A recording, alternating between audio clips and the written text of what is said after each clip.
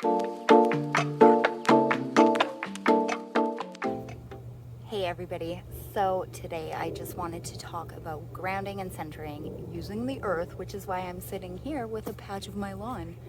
Grounding and centering using the earth is one of these things that we can do.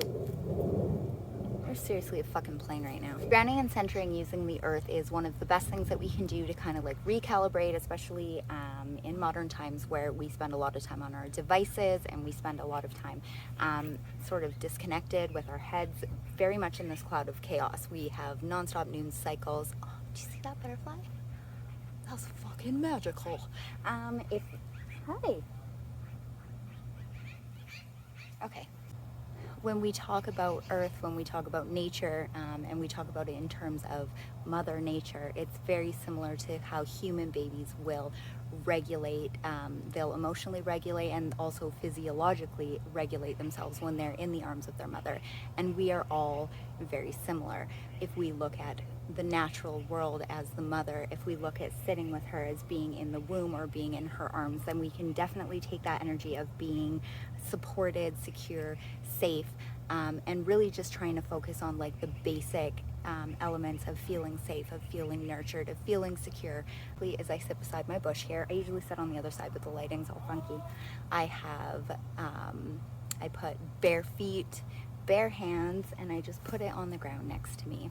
And then I just start deep breathing. And so I try and inhale for about a 7 count and then exhale for a similar amount, 7 to 10 breaths if possible.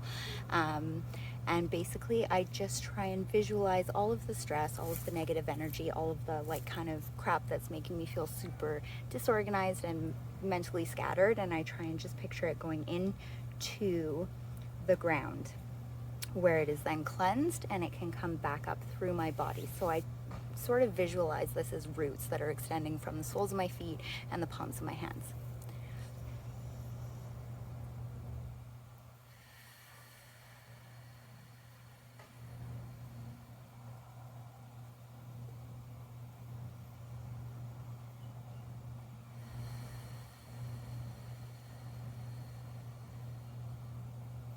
Now, a lot of what we hear about meditation is that it's like an absence of thoughts, but honestly, that thinking of it that way kept me from meditating for many years. Instead, I would just use all that energy to talk about how I couldn't meditate.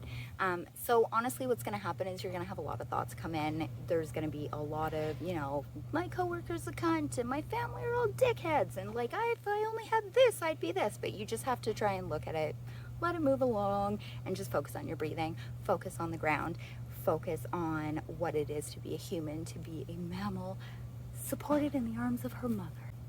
I would challenge anybody who is feeling a little off kilter to try and devote at least 10 minutes to this practice. You can always work up, or you can stick with just 10 minutes. 10 minutes of this practice every single night, and just try and focus on your breathing.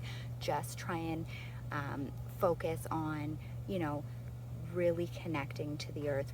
Your problems are all still going to be there when you stop it, so you can just take a fucking break. It's like a Calgon moment, but like, you know, with dirt.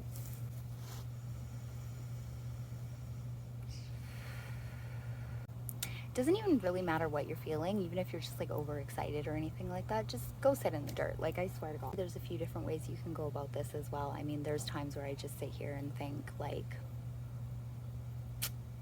maybe if I just lie here long enough, the whole world will disappear.